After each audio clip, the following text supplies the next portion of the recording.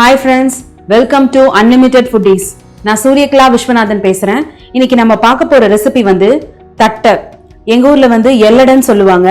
தட்டை நம்ம எப்படி செய்ய போறோம்ன்றத பாப்போம் வாங்க. ஃபர்ஸ்ட் நம்ம ஒரு கடாய் வச்சாச்சு. கடாய் வந்து நான் ரொம்ப ஹை லெவல்ல வைக்கல, மீடியம்ல தான் வச்சிருக்கேன். அதுல வந்து நான் ஒரு கொத்து கருவேப்பிலையை வந்து நான் பொடியா நறுக்கி வச்சிருக்கேன். இதை நம்ம லைட்டா வந்து வறுத்துக்கலாம். கருவேப்பிலையில இருக்க ஈரப்பதத்தை எடுக்கிறதுக்காக நம்ம கொஞ்சம் வறுத்துக்கலாம். இப்போ இதை நம்ம எடுத்துடலாம். அடுத்தது நான் 2 டேபிள் ஸ்பூன் வந்து வெள்ளை உளுந்து சேர்த்துக்கிறேன்.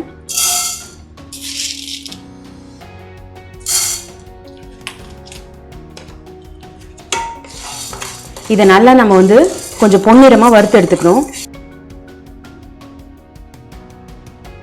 இதை வந்து நம்ம நல்லா வறுத்து பொன்னிறமா வறுத்த பிறகு மிக்சியில போட்டு பவுடர் பண்ணிட்டு சலிச்சு எடுத்துக்கலாம். நம்ம இது வந்து நல்ல பொன்னிறமா வறுந்துச்சு பாருங்க. இதை வந்து நம்ம ஆற வச்சு பவுடர் பண்ணி எடுத்துக்கலாம். நான் ஒரு 125 கிராம் வந்து அரிசி மாவு எடுத்துருக்கிறேன். இதை வானல்ல போட்டு நம்ம நல்லா வறுத்து எடுத்துக்கலாம். ஒரு 5 நிமிஷம் வறுத்து எடுத்துக்கிட்டா போதும். நம்ம வந்து இந்த வறுக்கிறது எல்லாமே வந்து மீடியம் டு லோ ஃப்ளேம்ல தான் வந்து நம்ம வந்து செய்யணும். ரொம்ப ஹை ஃப்ளேம்ல வச்சா தீஞ்சு போயிடும், அந்த டேஸ்ட்டும் நமக்கு மாறிடும். அதனால நம்ம முடிஞ்ச அளவுக்கு லோ ஃப்ளேம்ல வச்சு செஞ்சாலே நல்ல டேஸ்டா இருக்கும், நல்லாவும் இருக்கும். நம்ம தட்டை செய்யற தட்டை நல்லாவும் வரும். இப்போ நம்ம வறுத்து ஒரு 5 நிமிஷம் ஆயிடுச்சு. நம்ம இப்போ இதை ஒரு பவுல்ல டிரான்ஸ்ஃபர் பண்ணிக்கலாம்.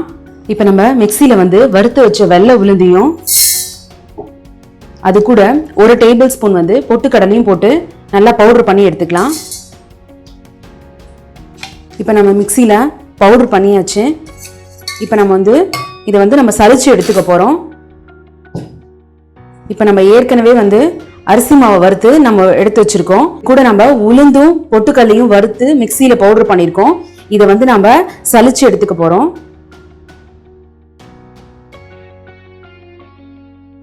இப்போ நம்ம இதை சலிச்சு எடுத்துட்டோம். இப்போ பாருங்க எந்த அளவுக்கு வந்திருக்குன்னு. நம்ம இது கூடவே நம்ம அப்படியே ஆட் பண்ணியிருந்தோம்னா நமக்கு தட்டை வந்து நல்லா வராது. இப்போ நம்ம இதை எடுத்துடலாம். இப்போ நம்ம இது கூட கருவேப்பிலை வறுத்து வச்சிருந்தோம்ல, அதை நம்ம சேர்த்துக்கலாம். இது கூட நான் அரைச்ச சோம்பு 1/4 டீஸ்பூன் சேர்த்துக்கிறேன். இது கூட நான் 1/2 டீஸ்பூன் வந்து கார மிளகாய் தூள் சேர்த்துக்கிறேன். இது கூட தேவையான அளவு உப்பு. ஃபர்ஸ்ட் நம்ம இந்த ட்ரை இன்கிரீடியன்ஸ்லாம் நல்லா வந்து மிக்ஸ் பண்ணிப்போம். அதுக்கப்புறமா நம்ம மீதி ஆட் பண்ணிப்போம். இப்போ இதை வந்து நம்ம நல்லா மிக்ஸ் பண்ணிட்டோம். நம்ம வந்து அரிசி மாவு வந்து சூடாவே போட்டு நம்ம இந்த மாதிரி கிண்டிக்கலாம், ஒன்றும் பிரச்சனை இல்லை. சில பேர் வந்து ஆற வச்சு தான் கிண்டணும், அப்படிலாம் ஒன்றும் கிடையாது. நம்ம சூடா வறுத்த அரிசி மாவு உடனே சேர்த்து நம்ம இது எல்லாமே இப்படி மிக்ஸ் பண்ணிக்கலாம், நல்லா தான் வரும். இப்போ இது கூட வந்து நம்ம வந்து 1 டேபிள் ஸ்பூன் எண்ணெய் சேர்த்துக்கிறேன். நான் 2 டேபிள் ஸ்பூன் கடலைப்பருப்பு 1 மணி நேரத்துக்கு முன்னாடியே ஊற வச்சுட்டேன். அதை வடிகட்டி இப்போ நம்ம இது கூட சேர்த்துக்கலாம்.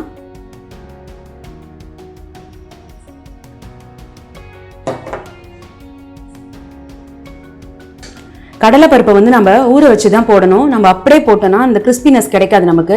ஊற வச்சு போட்டாதான் வந்து நல்ல ஒரு கிறிஸ்பாக கிடைக்கும் நமக்கு. இப்போ நம்ம வந்து தண்ணி கொஞ்சம் கொஞ்சமாக ஊற்றி நம்ம வந்து சப்பாத்தி மாவு அளவுக்கு நம்ம பிசைஞ்சு எடுத்துக்கலாம்.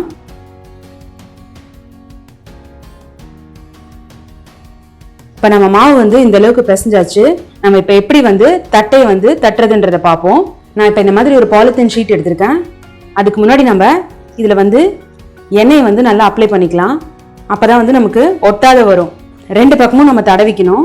இப்போ நம்ம எண்ணெய் தடவியாச்சு. இதில் வந்து நான் பாருங்க இந்த மாதிரி சின்னதா பால் மாதிரி உருட்டி வச்சிருக்கேன். இதை வந்து நம்ம இது மாதிரி 4 வச்சுக்கலாம் ஒரே டைம்ல கூட. நம்ம இதை வந்து லைட்டா வந்து பிரஸ் பண்ணி விட்டுக்கலாம்.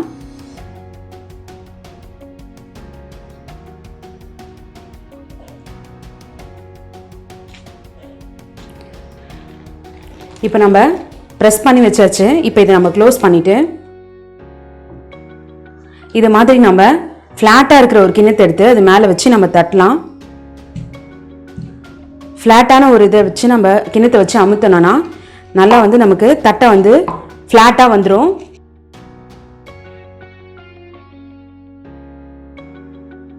தட்டை வந்து நம்ம மெலிசா தட்டினாதான் வந்து தின்னா இருக்கணும் அந்த லேயர். அப்பதான் வந்து நமக்கு நல்லா கிறிஸ்பினஸா கிடைக்கும்.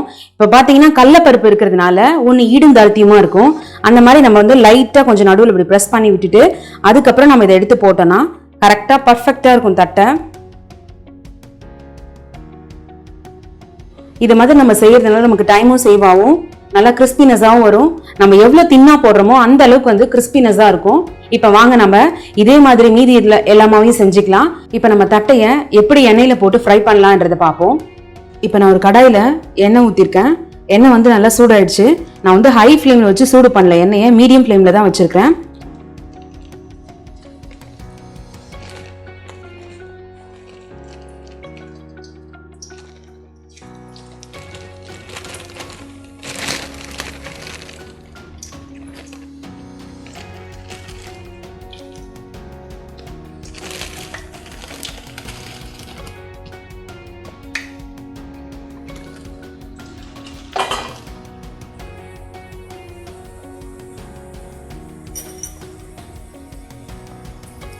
இது வந்து நம்ம குயிக்காக செஞ்சிடலாம்.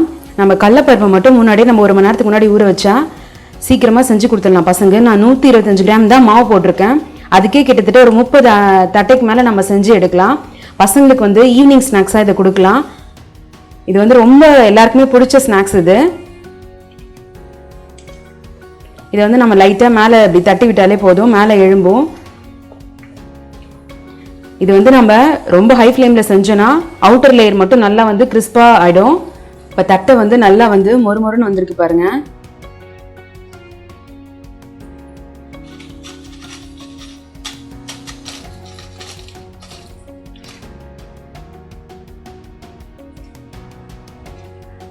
இப்போ தட்டை வந்து நல்லா வந்து பொரிஞ்சிருச்சு பாருங்க.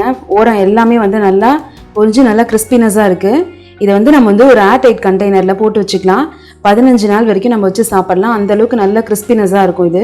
இப்போ எப்படி செஞ்சோமோ அதே டேஸ்ட் வரைக்கும் 15 டேஸ் வரைக்கும் அதே டேஸ்டோட இருக்கும். இதே மாதிரி நம்ம மீதி எல்லாத்தையும் நம்ம செஞ்சு எடுத்துக்கலாம். ஃப்ரெண்ட்ஸ், நம்ம எல்லா தட்டையும் வந்து பொரிச்சு எடுத்தாச்சு.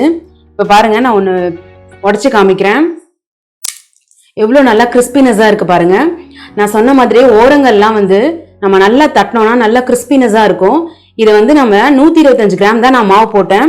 ஆனால் எவ்வளோ தட்டை செஞ்சுருக்கேன் பாருங்க. கிட்டத்தட்ட 30 தட்டை நான் செஞ்சுருக்கிறேன்.